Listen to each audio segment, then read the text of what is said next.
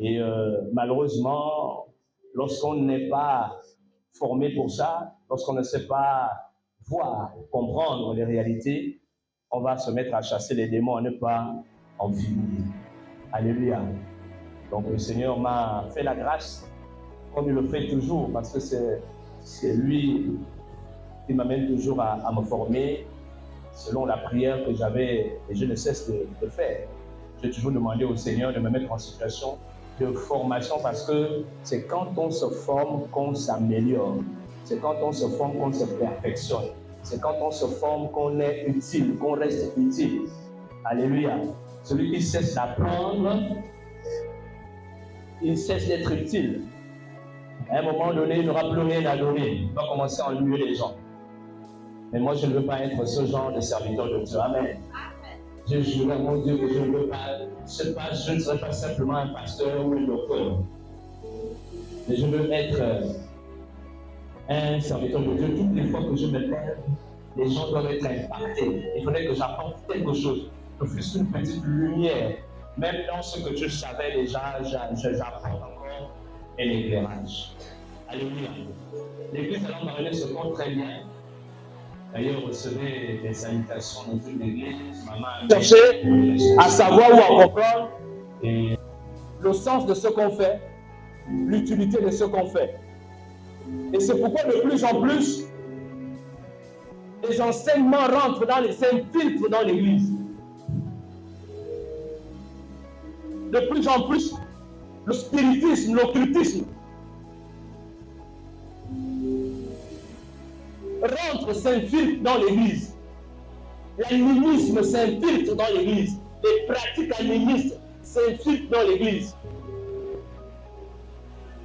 Et quand on n'est pas éclairé par la parole de Dieu, on va se dire que voilà les gens qui connaissent. On va se dire voilà la vérité. Alléluia. Sans oublier que Christ nous a mis un standard. Oh, bien aimé. Dans la nouvelle alliance, nous sommes à un standard élevé. La Bible dit que nous sommes morts avec Christ, ressuscités. Et maintenant, nous sommes assis avec lui dans le lieu élevé. Donc, ta spiritualité est en Christ. Si on veut te parler de dimension, Christ est hors dimension. On ne vient pas t'impressionner avec les dimensions. Toi, tu es hors dimension. Dis avec moi, je suis hors dimension. Celui qui est en Christ est hors dimension. Maintenant, le problème, c'est qu'il faut te réaliser en Christ. Amen. Ce n'est pas de cela que je vais parler ce matin. Ce matin, je suis venu vous communiquer une vision, une mentalité et un caractère qui va vous permettre de voir la gloire de Dieu cette année 2026. Amen. Qui veut voir la gloire de Dieu cette année 2026? Je ne vois pas les mains. Il y a d'autres qui disent non, mais moi, ça, j'en ai déjà trop beaucoup. Est-ce qu'il y a quelqu'un qui a déjà trop beaucoup ici? Qui veut voir la gloire de Dieu cette année? Alléluia. Qui croit qu'il peut voir la gloire de Dieu cette année 2026? Dis avec moi, c'est possible. Dis avec moi, c'est mon année de gloire. Alléluia. Je vais vous poser une question.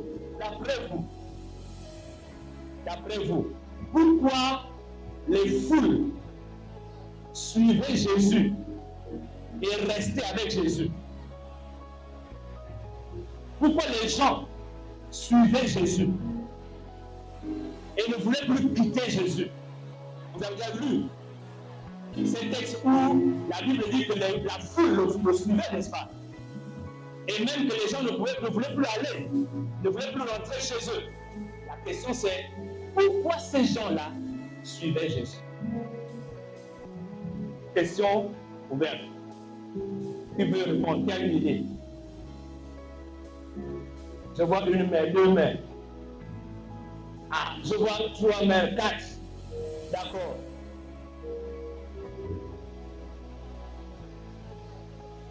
Oui, Daniel. Tu peux te lever, là on va mieux t'entendre, s'il te plaît.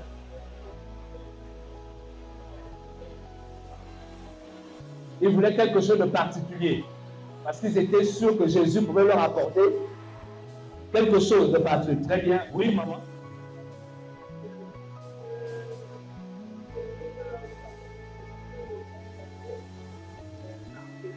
D'accord. Il y a eu un autre doigt ici. Non? Vous ne serez pas noté, n'ayez pas peur de parler. Oui?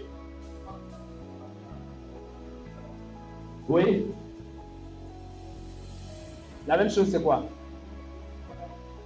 Ils trouvaient des solutions à leurs problèmes. Maman, ça va de Dieu à lever le doigt? Non, d'accord. Est-ce qu'on peut lire Matthieu? Matthieu chapitre 4, s'il vous plaît. Matthieu chapitre 4, du verset 23 au verset 25.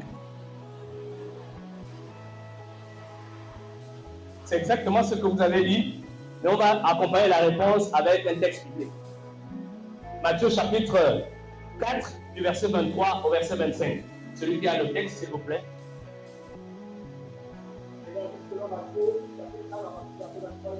Oui. Jésus parcourait toute la Galilée. Écoutez bien, Jésus parcourait toute la Galilée, une ville. Enseignant dans les synagogues. Oui. Prêchant la bonne nouvelle du royaume. Oui, la suite. Et guérissant toute maladie. Écoutez à partir de là. Et guérissait quoi? Toute maladie. Et guérissait toute maladie. Ça veut dire, dans toute maladie, est-ce qu'on peut citer les maladies? Est-ce qu'on peut citer les maladies au moins? Le paludisme, la tuberculose, le cancer, l'insuffisance cardiaque, pardon? Le sida, le VIH, tout ce qui est comme IST. Alléluia. Oui. Donc il guérissait toutes ces maladies que vous connaissez. Oui. Et non seulement les maladies, mais aussi les infirmités. Où ça? Parmi le peuple. Oui. À cause de cela, sa renommée se répandit, donc sa réputation.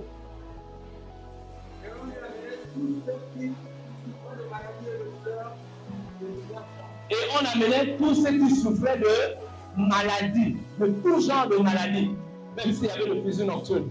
Alléluia. Oui. Des démoniaques. Oui. Des lunatiques. Oui. Des paralytiques. Et des guérisseurs. Il guérissait. Oui. Une grande foule. Vous avez entendu? C'est la conséquence de tout ce qui est mis plus haut. Une grande foule, pas simplement une foule, mais une grande foule. D'après vous, à combien de personnes on peut estimer une grande foule? À combien de personnes on peut estimer une grande foule? Des milliers de personnes. Quand on parle d'une grande foule, c'est des milliers de personnes. Oui. Parce que Jésus, comme vous l'avez dit, apportait des solutions, changer des vies. Alléluia.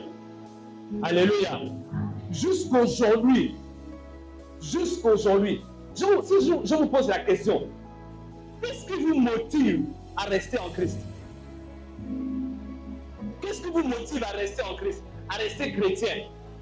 Qu'est-ce qui vous motive à continuer à venir à l'église? Est-ce que quelqu'un peut me donner une réponse? Net, qu'est-ce qui te motive? Est-ce que tu es toujours motivé à être chrétien ou chrétienne? Qu'est-ce qui te motive? On ne t'entend pas, s'il te plaît. Tu sais ce qu'il est pour toi. Simplement parce que tu sais ce qu'il fait pour toi. D'accord. Il y a autre chose. Qu'est-ce qui vous motive en Christ?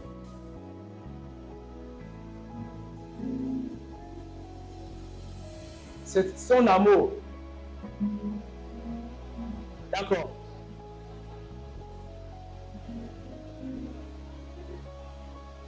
La joie de savoir qu'il est capable de tout. Amen. Même si vous ne voulez pas le dire. Ce qui vous motive en Christ, c'est que vous êtes sûr, quand vous priez, vous avez la solution. Il règle vos problèmes. C'est parce qu'il règle vos problèmes. Il trouve des solutions. Alléluia. Qu'est-ce qui fait en sorte que, même si quelqu'un était bien attaché au Seigneur, et puis quand la personne prie, tu ne vois pas la solution. Vous avez déjà entendu les gens dire, je n'ai rien vu, non? Vous avez déjà entendu les gens changer d'église, n'est-ce pas? Pourquoi les gens changent d'église? Il a dit, j'ai prié là-bas, je n'ai rien vu. Pourquoi? Parce que les gens vont à l'église pour voir quelque chose. Oui. Moi, je suis en Christ pour voir des choses. Il ne faut pas jouer au modeste. Hein? Moi, je suis en Christ pour voir et vivre les choses. Le thème que je voudrais partager avec vous ce matin, c'est voir la gloire de Dieu cette année.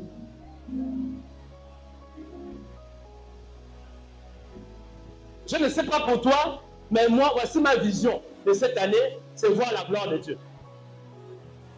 Peut-être pour toi, cette année, c'est tu vas aller au ciel. Qui va aller au ciel cette année? Oh, là, les gens sont étonnés. Qui va aller au ciel cette année? Les chrétiens sont où?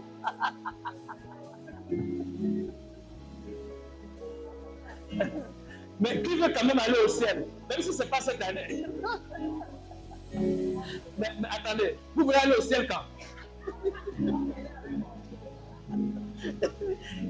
Il faut bien que... Mais tu achètes ça quand? C'est quand? Alléluia. Voir la gloire de Dieu cette année. Alléluia. C'est la motivation, c'est la vision. C'est la pensée que je voudrais vous donner. Je voudrais allumer cela, susciter cette pensée en vous. Bien-aimés, ne vous embarquez pas dans une année, ne commencez pas une année. Ne suivez pas tout le monde, allez rentrer dans cette année avec une vision, un objectif bien précis. Qui a sa fiche? Qui a développé sa fiche? Qui a écrit dans sa fiche? Le 31, on avait parlé de fiche. La fiche des résolutions. Qui a fait sa fiche de résolution? Levez les mains. Je veux voir les mains. Et ceux qui ont fait les fiches de résolution. Je vois 4 mains ici, une main là-bas, une. Sarah, tu as fait ta fiche de résolution. Bien. Bien aimé, c'est important d'avoir une fiche de résolution. Parce que ça vous permet de fixer des choses précises et claires. Regardez, un chrétien ne vit pas par hasard. La Bible dit que Dieu a tout fait pour un but. Si nous avons reçu l'Esprit de Dieu, nous avons donc reçu la mentalité de Dieu. Nous devons fonctionner avec la mentalité de Dieu. Je ne fais rien sans but. Je ne sors pas mon argent de ma poche sans objectif, sans but. Ce n'est pas responsable. Est-ce que quelqu'un me suit? Je ne m'embarque pas dans une voiture, dans une relation, sans objectif, sans but, sans savoir là où je vais. Ce n'est pas intelligent. Un chrétien est intelligent. Le Saint-Esprit, c'est l'esprit de l'intelligence. Ce n'est pas d'abord l'esprit du parler en langue, ou bien l'esprit pour faire tomber les gens. C'était l'esprit des rois. Le Saint-Esprit, c'est l'esprit de la royauté. C'est l'esprit qui te permet de régner. C'est l'esprit qui te permet de réussir. C'est l'esprit qui te permet de comprendre les choses et de bien faire. Axel, tu me suis là-bas? Voir la gloire de Dieu. Avant de voir comment on fait, qu'est-ce qui peut m'amener, qu'est-ce qui va m'amener cette année, qu'est-ce qui va t'amener, toi, cette année, à voir la gloire de Dieu?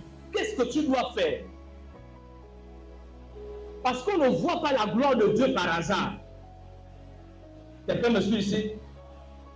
J'ai l'habitude de répéter à mon fils Lévi, qui va avoir 13 ans demain lundi, parce qu'il est né le 9 février 2013.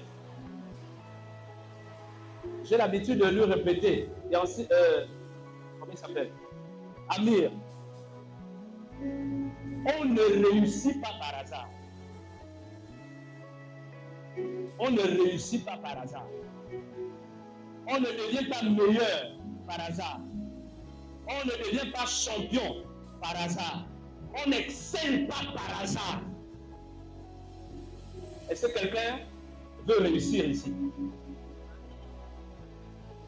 Sache que tu as des choses à faire si tu veux réussir. Alléluia. Sache que tu as une mentalité à développer si tu veux réussir. Dans tout ce que tu veux faire, j'ai l'habitude de dire à mes enfants, celles qui en médecine et les autres, tu veux devenir médecin, ne sois pas simplement médecin. Ne sois pas un médecin ordinaire. Sois un médecin, deviens un médecin particulier. Excelle quelque part.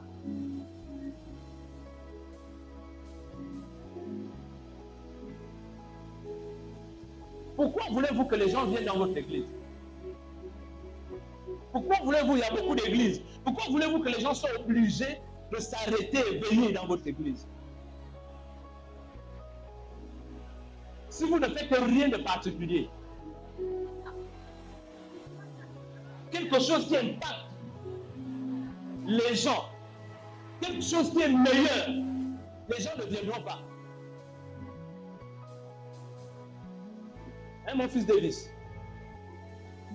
Il faut enseigner encore plus, chercher encore plus. Ce que tu fais, je bénis le Seigneur. Toutes les fois que je t'écoute, je suis émerveillé. Et d'ailleurs, la plupart d'entre vous, je suis fier. Vous savez, je suis un père qui aime vanter ses enfants.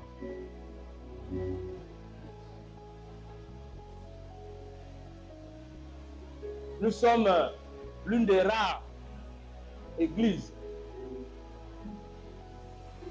où on a un groupe, dans un groupe où les différentes personnes interviennent, où même les jeunes, les enfants peuvent intervenir avec beaucoup de pertinence. Quand j'écoute net, il y a des fois j'ai envie de pleurer. La manière dont elle aborde les Écritures, je ne sais pas pour vous, hein, mais moi je suis très sensible à la parole, si vous me connaissez. Je suis très très sensible à la parole. Alléluia. Et une fois, je me dis, oh Seigneur, bon, comme on a dit, c'est un peu trop tôt. Je ne veux pas. Et une fois, j'ai envie de parler comme Siméon. Seigneur, tu peux laisser ton serviteur s'en aller en paix. Amen. Non, je suis heureux, je me rends compte que vous suivez. Chacun d'entre vous, à chaque fois que quelqu'un d'entre vous intervient, on sent que la personne a reçu quelque chose.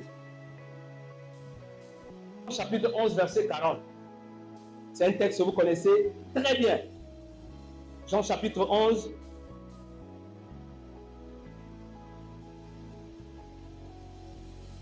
Verset 40. Je vais lire du verset 40 au verset 45. Jésus lui dit, ne t'ai-je pas dit que si tu crois, tu verras quoi?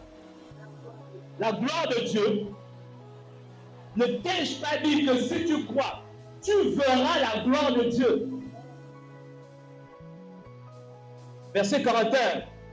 Ils jetèrent donc la pierre et Jésus leva les yeux en haut et dit, Père, je te rends grâce de ce que tu m'as exaucé. Pour moi, je savais que tu m'exauces toujours, mais j'ai parlé à cause de la foule qui m'entoure afin qu'ils croient que c'est toi qui m'as envoyé. Et on dit cela, il cria d'une voix forte, Lazare, sors! Et Lazare et le mort sortit, Écoutez bien, le mort sortit. C'est étrange, n'est-ce pas? Le mort qui sort. Normalement, un mort ne sort plus. Et il est mort.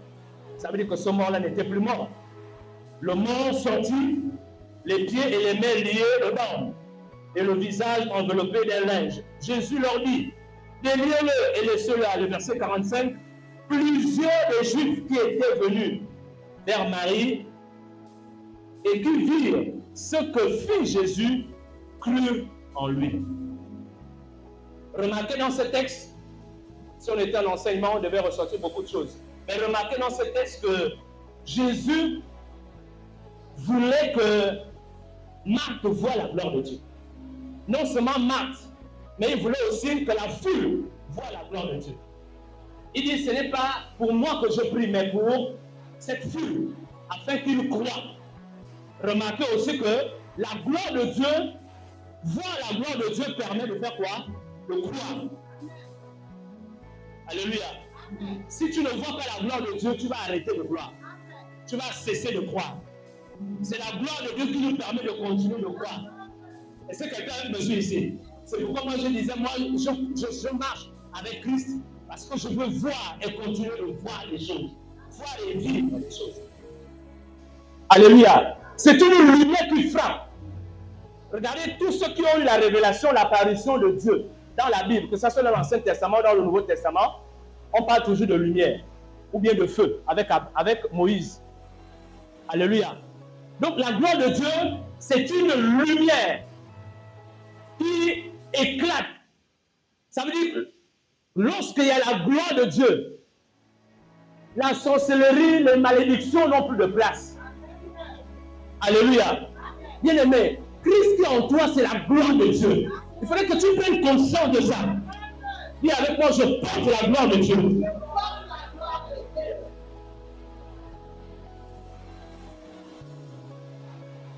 La troisième vérité, la dernière. Je vais te présenter ça, j'ai réduit ça en trois réalités. Les trois réalités de la gloire de Dieu. Écoute, les trois réalités de la gloire de Dieu. La première réalité de la gloire de Dieu, c'est la présence de Dieu elle-même. La présence de Dieu.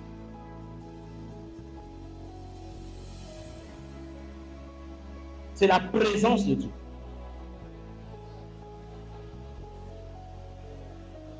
Et dans cette présence, on peut parler aussi de sa nature. La présence, la nature de Dieu. Et là-dedans, on va voir Dieu saint, Dieu amour, Dieu miséricordieux.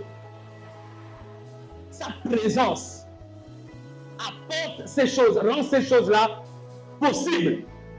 Lorsque Dieu est présent, l'amour sera présent. La Bible dit que Dieu est amour. Dieu ne peut pas être présent sans qu'il y ait amour.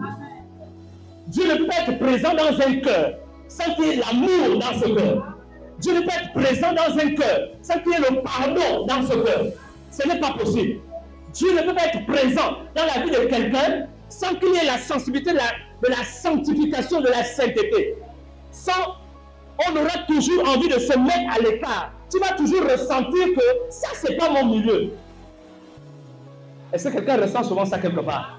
Tu arrives à certains endroits et puis tu sens que là, je ne suis pas à ma place. Tu te sens mal à l'aise à certains endroits. Tu ne peux pas facilement partager certains milieux ou certaines choses avec tout le monde. Quand Dieu, la gloire de Dieu est en toi. La deuxième réalité de la gloire de Dieu, la deuxième réalité, c'est la puissance de Dieu. C'est la puissance de Dieu. C'est la deuxième réalité.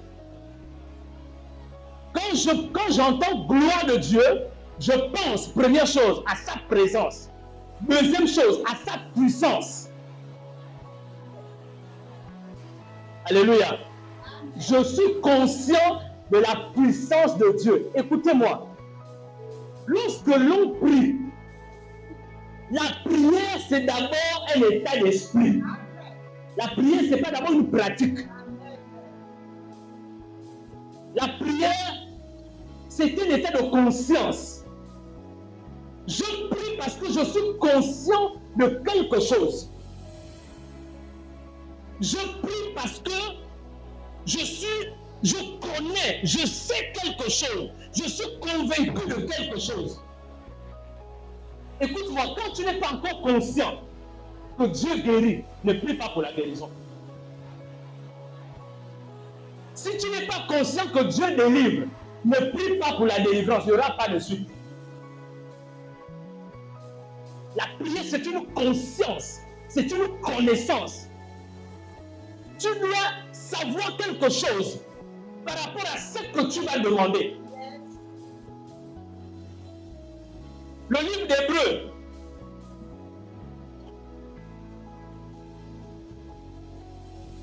au chapitre 11, verset 6, la Bible dit que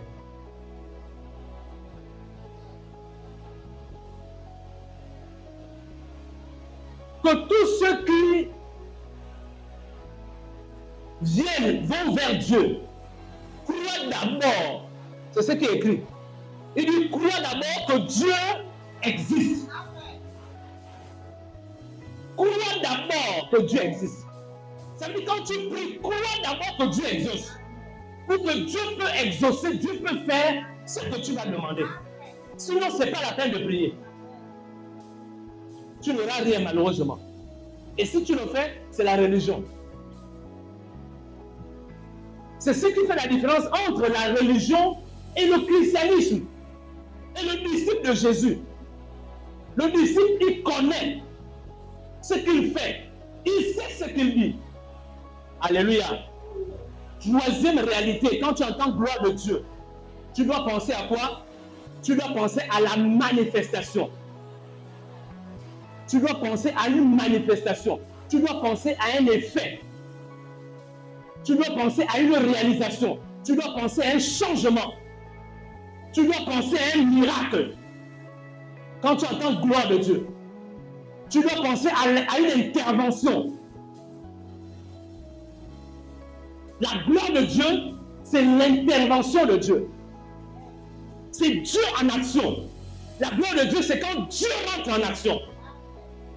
Je disais, le thème, c'est voir la gloire de Dieu cette année. Par rapport à ces réalités, qu'est-ce que ça veut dire?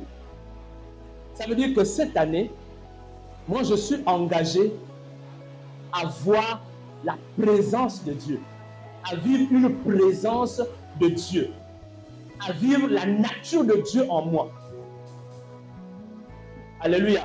Quand je parle de la présence de Dieu, je ne parle pas de la présence de Dieu à l'extérieur de moi. Je veux parler de la présence de Dieu à l'intérieur de moi. Je veux voir la gloire de Dieu à l'intérieur de moi. Je veux voir la gloire de Dieu dans mes pensées. Je veux voir la gloire de Dieu dans ma mentalité. Je veux voir la gloire de Dieu dans mon caractère. Je veux voir la gloire de Dieu dans mes agissements, dans mes habitudes. C'est le premier niveau de la gloire de Dieu. La gloire de Dieu en moi. Quelqu'un me suit ici? Quand je parle de la gloire de Dieu manifestée à l'extérieur, je veux voir les changements. Je veux voir une manifestation. Je veux voir quelque chose changer. Ça peut être dans le domaine de la maladie. Tous ceux qui ont vu la gloire de Dieu ont vu la gloire de Dieu dans différents domaines, dans différentes réalités de leur vie. Alléluia. Nick veut voir la gloire de Dieu par rapport à son année académique. N'est-ce pas? Une autre personne veut voir la gloire de Dieu par rapport à ses finances. Une autre personne veut voir la gloire de Dieu dans son foyer par rapport au mariage, par rapport à l'enfantement, par rapport à l'accouchement. Alléluia. Il faudrait que tu puisses définir la gloire que tu veux voir, la gloire de Dieu que tu veux voir. Il faudrait t'engager dans la gloire de Dieu. C'est ton droit. Regardez dans le texte. Je vais vous amener à voir quelque chose. En Christ, je disais que la gloire de Dieu est révélée et la gloire de Dieu est accessible à tout le monde. Contrairement à l'Ancien Testament où la gloire de Dieu était limitée. Regardez. Quand Jésus parle dans le texte de Jean 11, Jésus s'adresse premièrement à qui? Quand il parle de la gloire de Dieu, quand il dit, ne t'ai-je pas dit que si tu crois, tu verras la gloire de Dieu, il s'adresse à qui? Il s'adresse à qui? Église. Pardon? Oui. À Marthe. Marthe est de quel sexe? Ou quel genre? C'est une femme, n'est-ce pas? C'est un scandale dans l'Ancien Testament. Déjà dans l'Ancien Testament, les femmes n'étaient pas sacrificateurs. Les femmes n'étaient pas en sacerdoce. Donc, ce n'était pas possible de parler de la gloire de Dieu à une femme. Les femmes voyaient la gloire de Dieu derrière les hommes. Alléluia. Donc, Jésus vient changer complètement la réalité des choses. La gloire de Dieu en Jésus-Christ non seulement est révélée dans sa nature, dans sa réalité, mais également elle est accessible à tout le monde, jusqu'aux femmes. Les femmes peuvent voir la gloire de Dieu. Et non seulement les femmes peuvent voir la gloire de Dieu, regardez, non seulement il parle à la femme, mais il parle également à la foule. Il dit, ce n'est pas pour moi que je prie, mais pour c'est pour la foule. Alléluia. Or, dans l'Ancien Testament, la foule ne pouvait pas voir la gloire de Dieu. Tout le monde, tout le peuple ne pouvait pas voir la gloire de Dieu. Alléluia. Jésus a rendu la gloire de Dieu disponible et permanente. Dis avec moi permanente. Jésus a rendu la gloire de Dieu permanente. Jésus l'a installée en toi. En fait, chaque jour de ta vie doit être le jour de gloire. Ton lundi doit être un lundi de gloire. Désormais, je veux que tu changes d'appellation les jours de ta semaine, les semaines, les mois ou les années de ta vie. Tu dois changer de paradigme. Alléluia. Tu dois appeler ton lundi de gloire, mardi de gloire, mercredi de gloire, jeudi de gloire.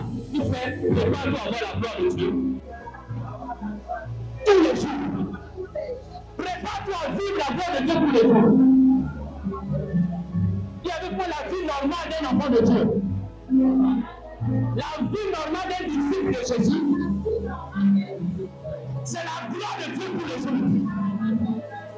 Et la gloire de Dieu partout. Amen. La gloire de Dieu m'accompagne, je transporte ça. C'est moi qui transporte la gloire de Dieu. Quand je parle de ma maison, la gloire ne reste pas à la maison. Alléluia. C'est pourquoi le véritable hôtel, quand on parle de bâtir les hôtels, parce que si vous restez dans le contexte de bâtir l'hôtel, tu as ton petit sanctuaire à la maison. Le problème, vous voyez, on veut nous ramener à la religion.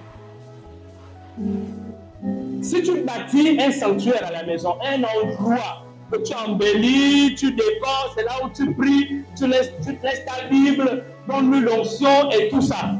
Ce qui va se passer, je peux parler de ces choses aujourd'hui parce que j'ai quand même reçu une bonne formation en psychologie. Ça va créer quelque chose dans ta conscience et dans ton subconscient. Un attachement. Un attachement. Ça veut dire que tu vas beaucoup plus te sentir en confiance. Tu seras beaucoup plus sûr et convaincu lorsque tu pries à cet endroit qu'ailleurs. C'est ce qui va se développer en toi. Amen. C'est-à-dire que tu peux prier, c'est comme ici à l'église.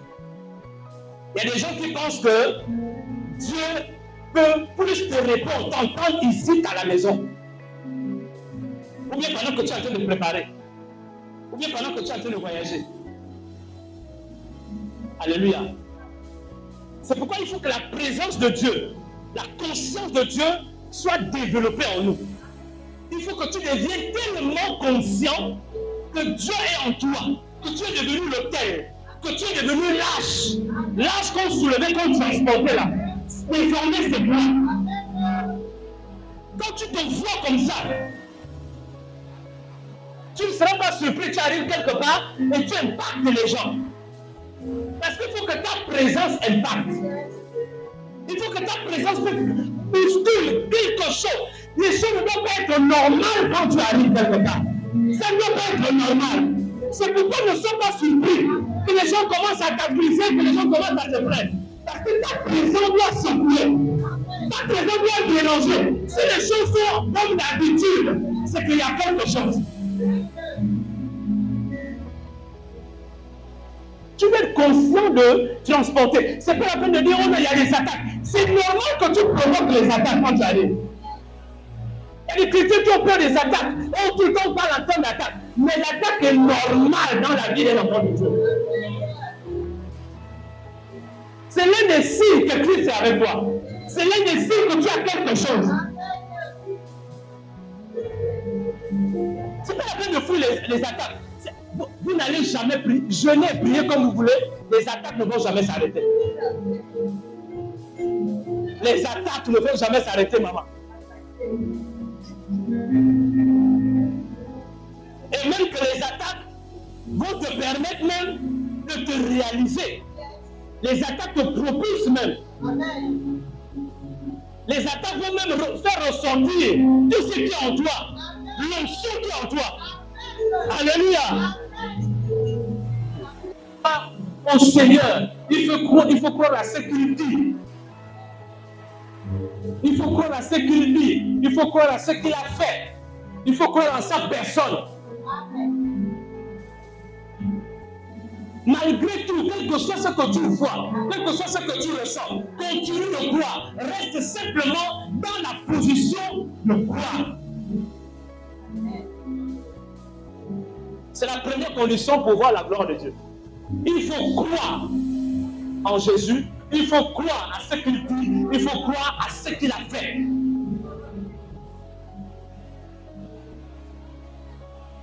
La deuxième condition pour voir la gloire de Dieu.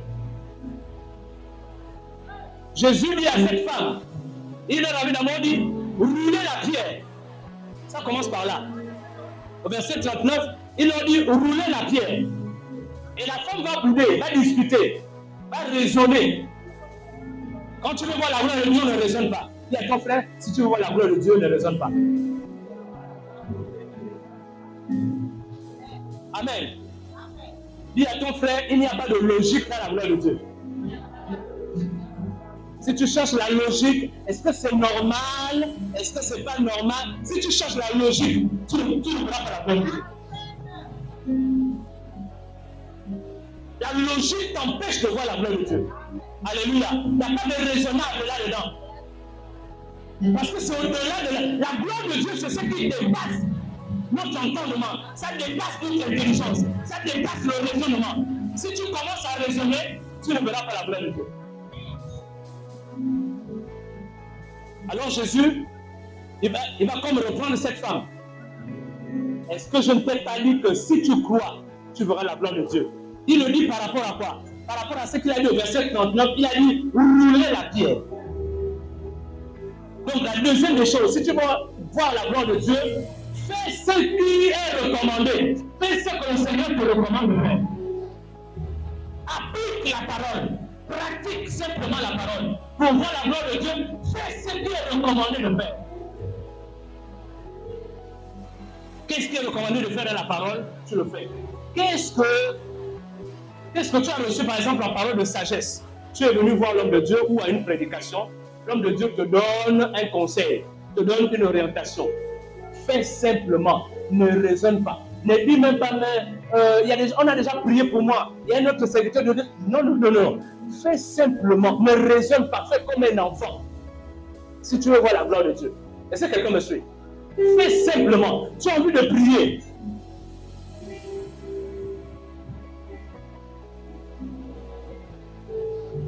D'ici 1 ou 2 semaines, pour ceux qui suivent, vraiment soyez connectés. Il y a beaucoup de gens ici qui ne suivent pas les programmes en ligne.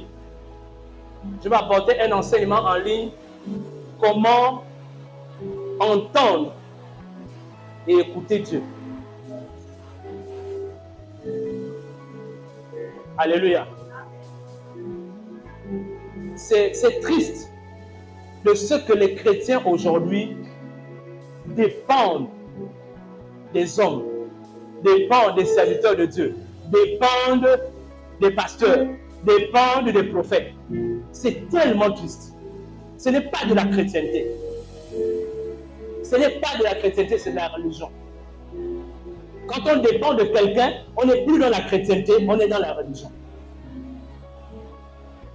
Jésus n'est pas venu pour que nous puissions dépendre de quelqu'un. Regardez, dans les livres de Timothée, au chapitre 3, la Bible dit qu'il n'y a plus d'intermédiaire. Est-ce que tu comprends ça? Dès l'instant où tu es enfant de Dieu, il n'y a plus d'intermédiaire entre Dieu et toi. Il y a une connexion directe avec Dieu. C'est pourquoi Dieu te donne son esprit. Dans la nouvelle alliance, l'esprit est répandu sur toute chair. L'esprit ne repose plus sur certaines personnes, seulement sur les pasteurs, ou les docteurs, ou les prophètes, ou les évangélistes. L'esprit est répandu sur toute chair. Or, c'est cet esprit-là qui nous met en communion, en intimité avec Dieu. C'est l'esprit de la confidence. C'est l'esprit qui fait que nous soyons des confidents de Dieu. C'est cet esprit-là qui fait en sorte qu'on puisse entendre Dieu nous parler de l'intérieur. Est-ce que tu sais que Dieu te parle souvent? Mais tu n'es pas conscient que Dieu te parle. Est-ce que tu sais que tu as un esprit de prophète? Ah, tu ne savais pas.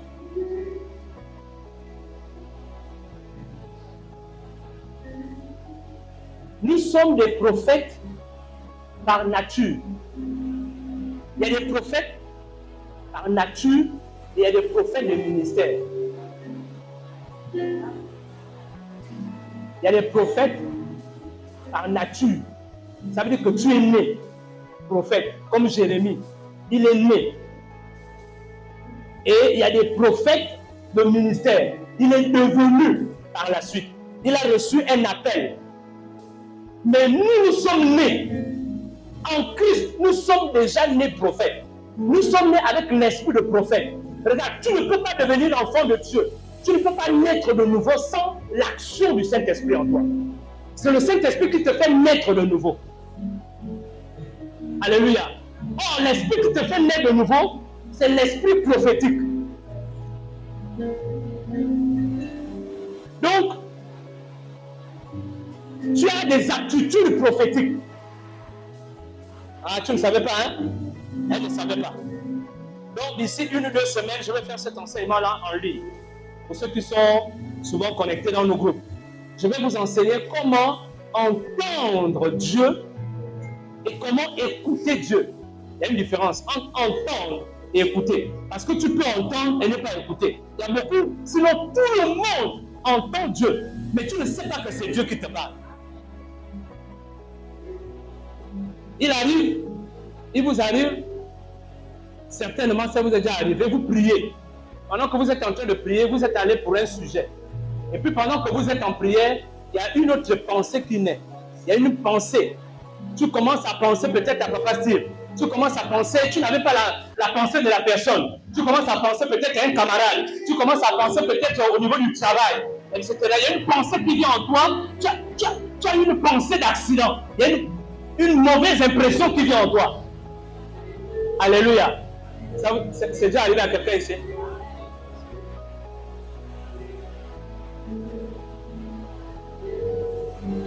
Et si tu n'es pas enseigné, si tu n'as pas une vie régulière de communion avec Dieu, tu ne sauras pas que là, tu viens de recevoir ce qu'on appelle une parole de connaissance. Le Seigneur, le Saint-Esprit vient te donner la connaissance de quelque chose. C'est ce qu'on appelle la parole de connaissance. Alléluia.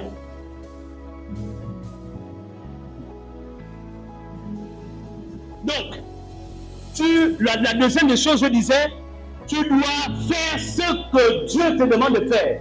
Pendant que tu pries, même si tu étais en train de, je ne sais pas, tu pries pour quelqu'un, et puis il y a une pensée qui te dit, donne-lui un verre d'eau. Ne réfléchis pas. Tu comprends? Ne réfléchis pas. Prends le verre d'eau, tu lui donnes. Pendant que tu pries pour quelqu'un, si une pensée te vient, pose-lui la main. Ne réfléchis pas, pose la main. Alléluia. La dernière des choses. Si tu veux voir la gloire de Dieu, fais ce que tu as résolu. Fais ce que tu as décidé. Tu as décidé par la foi. Parce qu'un enfant de Dieu vit par la foi. Il décide, il fait les choses par le choix, par la foi. C'est pourquoi j'ai parlé de résolution. La Bible dit, on confesse même dans les prières. La prière du 31 au 1er, la traversée. Je prophétise au nom de Jésus. Cette année, c'est mon année de mariage. Et puis l'année passe, il n'y a pas de mariage. Alors cette année, c'est mon année de voyage. Et puis l'année passe, il n'y a pas de voyage. Alors cette année, etc. Ça reste des intentions. Dieu n'est pas un Dieu des intentions. Dieu est un Dieu d'accomplissement. Tout ce que Dieu annonce, il accomplit. Et si tu es dans l'esprit de Dieu, Dieu n'annonce pas ça accompli. La Bible dit c'est que sa Bible programme, sa mère l'accomplit.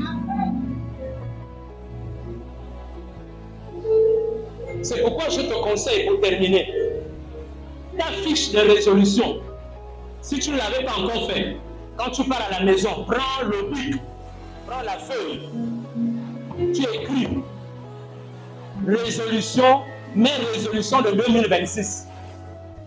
Tu prends différents domaines par rapport à ta santé, parce qu'on commence toujours par la santé.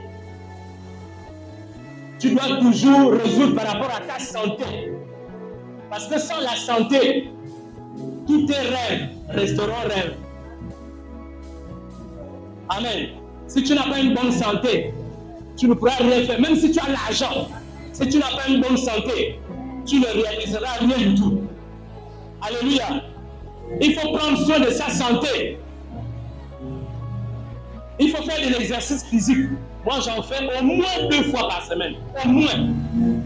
Ça veut dire que quand je n'ai pas fait dans la semaine, c'est au moins 2 fois par semaine. Ça ne coûte rien. Juste 15, 20 minutes, 30 minutes au jour. Une fois ou 2 fois dans la semaine. Dans ta chambre, dans ta terrasse. Maman, il faut le faire. Je refuse ce langage. Et ça, c'est une petite mentalité.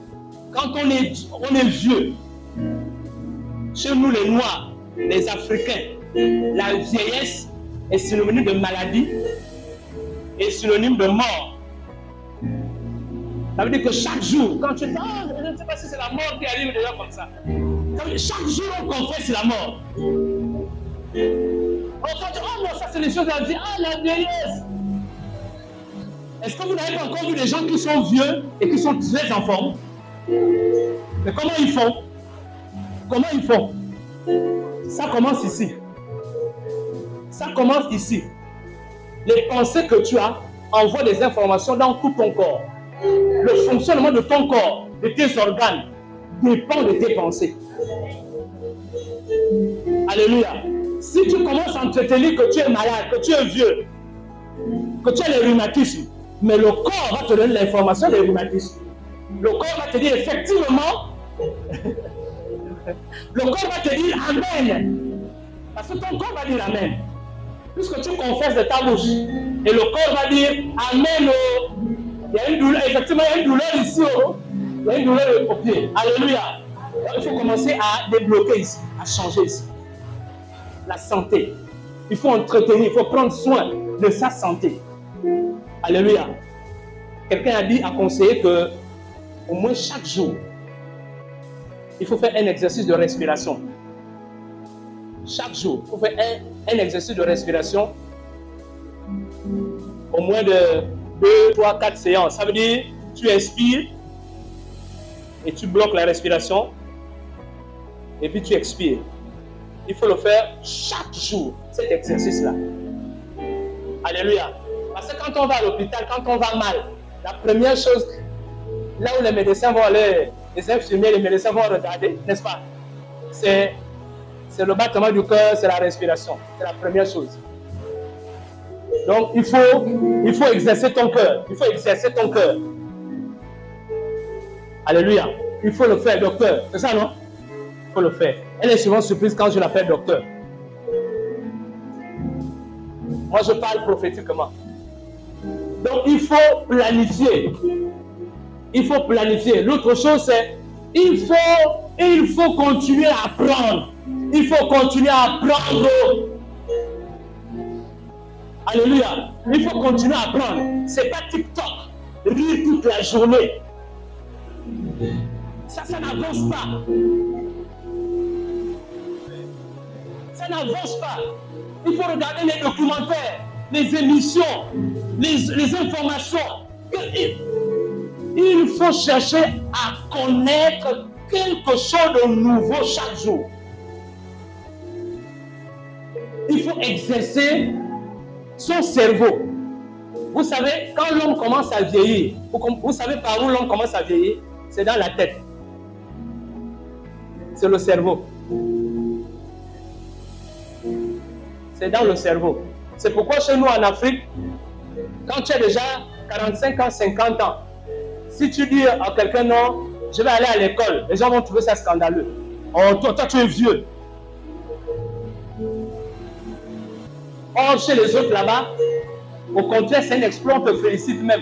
Quand on dit que quelqu'un va faire le bac à 50 ans, mais on t'encourage chez les Blancs. Mais chez nous, on dit, oh, tu n'as même pas honte devant tes enfants. Ça se passe ici. Alléluia. C'est là-dedans qu'on commence à vieillir. C'est là-dedans qu'on commence à perdre. La défaite commence dans la tête. Avant de commencer sur le terrain, on commence à perdre dans la tête. La manière dont tu vas, quand tu vas travailler, quand tu vas acheter, quand tu vas vendre, n'est-ce pas mon fils? Quand tu vas pour aller vendre, si tu commences à penser que aujourd'hui là je vais aller vendre, est-ce que les gens là peuvent même acheter? Oh non, les gens là quand ils sont en veste comme ça, ils ne peuvent pas acheter ces gâteaux là. Ça commence ici, la défaite commence ici. La pauvreté commence ici. Alléluia. Mais si tu commences à changer, tu dis, même s'ils sont en veste, ils peuvent avoir faim. Amen. Le costume, ça n'enlève pas, ça ne change pas l'estomac. Alléluia. Tu seras même surpris quand tu dis, ah monsieur, s'il vous plaît, j'ai des gâteaux. Oh mon petit bébé, oh, vraiment, j'avais même faim là, vraiment. Tu seras surpris. Il va te prendre pour 2000, pour 3000. Alléluia. Allez-y faire cet exercice. Et quand vous avez fait votre j'appelle ça tableau de bord, affichez ça quelque part. Que ça devienne un support visuel pour vous. Tous les matins, vous regardez, tous les jours, vous regardez. Qu'est-ce que je n'ai pas encore fait? Ça va vous interpeller.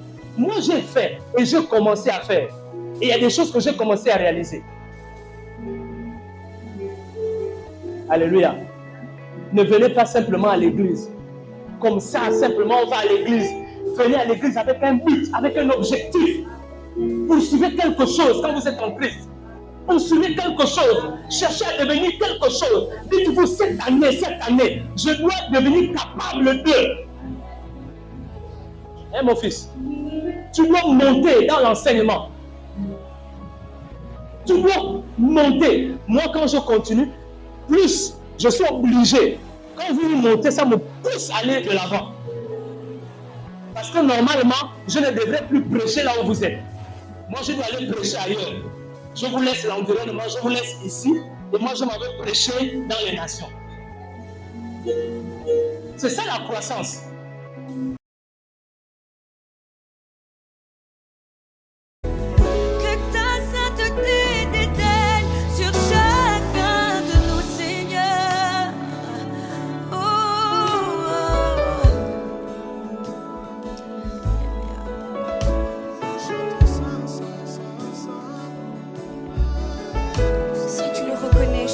Moi, Saint est le Seigneur. Et Saint est le Seigneur. Alléluia. Saint est le Seigneur. Saint est le Seigneur. Saint est le Seigneur. Qu'il est bon d'être dans ta présence. Ta présence qui restaure. Qui est si chaleureux.